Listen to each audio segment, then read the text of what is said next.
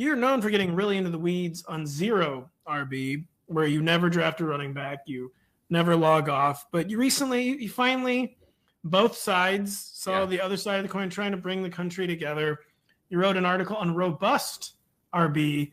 Take people through kind of just what that is and kind of what the crux of the article was. Yeah. So, like I said at the beginning of the article, I know zero RB is very uncomfortable for a lot of people because it feels like you're building a safer team when you are drafting running backs early. Like that, it always feels better when you're done with your draft and you can say, hey, I have workhorse 1 and workhorse 2, and boom, and the rest is good, right? I feel good about that. Unfortunately, what you've done is you've drafted what's called a hyper-fragile team, a team that does not get better with chaos. The chaos of the NFL season, it actually gets worse. It usually gets worse, I should say.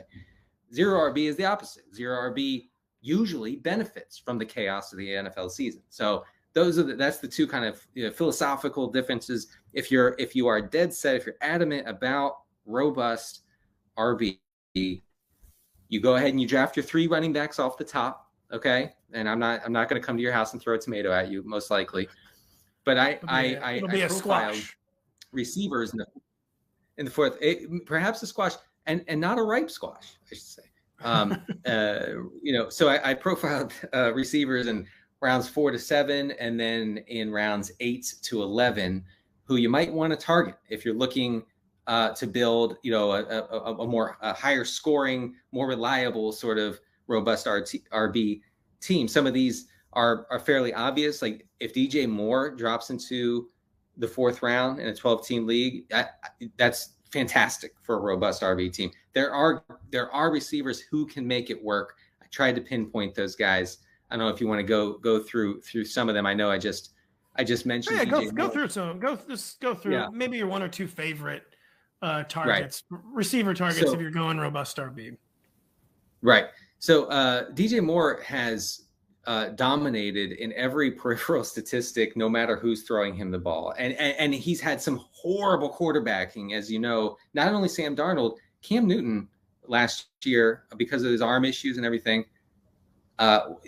tremendously bad in every facet, both accuracy, downfield, everything, right? And DJ Moore still put up somewhat decent numbers, especially the peripheral stuff we like to look at. So Moore is critical. Another Moore, Elijah Moore. Elijah Moore was love our Moores, don't we, folks? The key to robust RB is you just draft a bunch of Moores. Zachary Kruger, our colleague here at NBC Sports Edge, laid out a very convincing argument for Elijah Moore in a recent piece that you can find on our site. He was highly efficient, and everywhere Elijah Moore has gone, both in college and then last year, I haven't looked at his high school stats. He has commanded targets, dominated targets, and that's a key here. Also, in that same range, you have Devonta Smith. Now, Devonta Smith, very disappointing last year. I'm pretty sure that's because the Eagles did the right thing and they went ultra run heavy. Now, if you think that A.J. Brown coming to Philadelphia foretells of a more balanced offense, then Devonta Smith is in a great spot to, I think, outperform his ADP. So yeah, you list a bunch of target. So if you go 2 or 3 running backs early, you listed a bunch of good receiver targets in rounds 4 to 7, rounds 8 to 11, some later round options like Isaiah McKenzie, who we know is blowing up the Zoomer Twitter internet right now. Randall Cobb, which I'm not going to read that part. I mean, yeah, I know.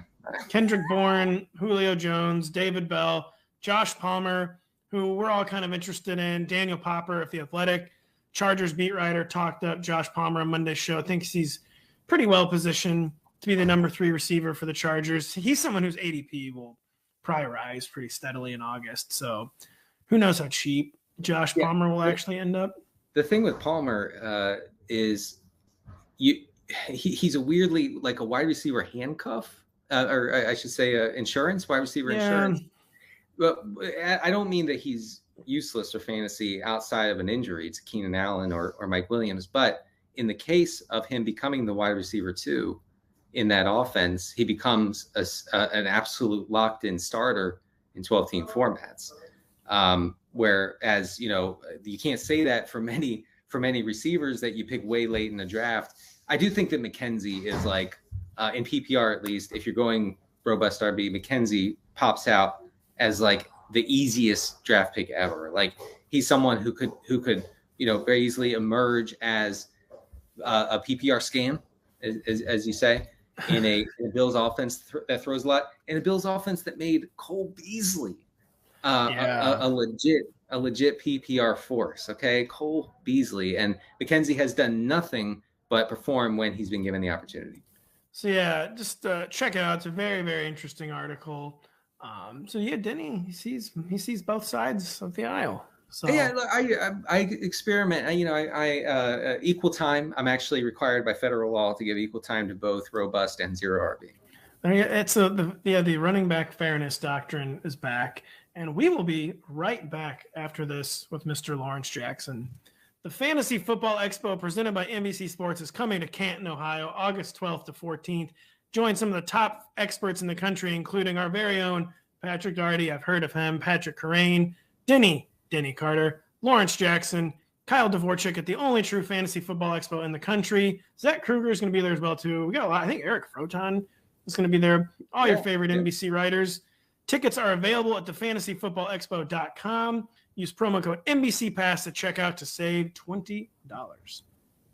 It is now our pleasure, as always, to welcome in Mr. Lawrence Jackson at Lord Don't Lose on Twitter, one of the very best handles out there. Today we're going to be talking. So it's the early days of camp. Lawrence, we were talking before you got here. Thankfully, there hasn't been like a ton of like huge injuries so far. It sounds like Tim Patrick might be done for you. That'd be the first kind of really, really tough injury. Slowly but surely, they coming on. They do come on, unfortunately. So Tim Patrick's one we'll be monitoring the rest of the week at NBC Sports Edge, powered by Roto-World. But we're going to talk about some players. We kind of want some more information on this summer. Guys who, like the ADP just won't really settle till we get a few more camp reports. We see some preseason reps. So we're just going to go through some of those guys today. Lawrence, who was the first player or situation you really think we need to see more information on this summer? Yeah, so I'm going to just start it off with Devontae Williams. Last year he and Melvin Gordon had pretty much a 50-50 time share that worked well for their football team. But, a lot of people, like most people do, they want to see the young running back, take the reins and become a top 3 to 5 running back off the rip. Now, there's no doubt that Devontae Williams got that type of talent to be a top 3 to 5 running back in fantasy football. But he doesn't have the workload, and it doesn't seem like he's going to have that going into the season. A lot of folks are holding out hope that, the coaches just simply dial down on Melvin Gordon when the coach is saying anything but that, And now that they got Russell Wilson, from a regular football standpoint, it make all the sense in the world to run with both of them because Melvin Gordon was effective last year. So this is mainly saying, like, if you're going to view him as that, if you're going to view Devontae Williams as that type of running back, I only see that happening through unfortunate injury of Melvin Gordon. And me, I'm a big Melvin Gordon guy. I'm a guy that's taking Melvin Gordon at his ADP rather than Devontae Williams. Doesn't mean I'm all the way out on Devontae Williams, but when I'm feeling like the best you're going to do is run for 1,000 yards and so is your running mate, then, I might look elsewhere somewhere in the second round. We got some information on this Monday from NFL. We got some information on this Monday from NFL Network's James Palmer on our show, who did say he expects it to be maybe more of a 1A type situation for Devontae Williams this year, where it may not be like a 50-50 like it was last year, but he did say it was uncertain near the goal line, where, Melvin Gordon's always been very good. And Melvin Gordon is Lawrence, it's just a good player. Like, it's something we always lose sight of in fantasy, because we wanted Devontae to be a thing so bad that Melvin Gordon is also just good. But James Palmer said his initial impression, even though, like Lawrence, like you said, the coaches aren't saying this, his initial impression was that it does look like more of a 1A, 1B. type situation this year instead of like a true 50-50 split. So it is, but just highlighting really the theme of the show that we just need more information, and we got to see like more weeks of how they dole out the reps, if they tip their cards at all in the preseason. And yeah, it's August 2nd as we record this. Hopefully August 28th, we have just a lot more data points on the situation. I do think that getting the Denver backfield right, however it shakes out, is going to be hugely advantageous for fantasy managers. Like if you take Devontae Williams in the second round, and if Gordon gets phased out or it gets injured or something, you have potentially the RB1 overall on your hands, and you drafted him as the RB, 8, 9, something like that, maybe 10. Plus a bunch of other, probably receivers that you were able to get early and then right after Devontae Williams. So that could blow. Now, opposite, if Devontae Williams suffers an injury or if Melvin Gordon emerges as the main pass catching back, he's a great pass catcher, very efficient pass catcher over the years.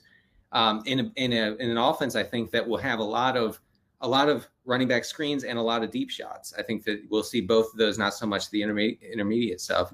I think that would be huge for people who draft Gordon in the 9th round or 10th round or wherever you can get him in a 12-team league. So figuring that out, and I don't have any cheat codes. I don't have any advice at the moment. I know I should, but man, I want to know about the Broncos backfield, because I really think that you have a huge leg up on your league if you get it right. Hi, I'm Mike Tirico, and thanks for watching. Make sure to hit subscribe for the latest news and highlights from NBC Sports.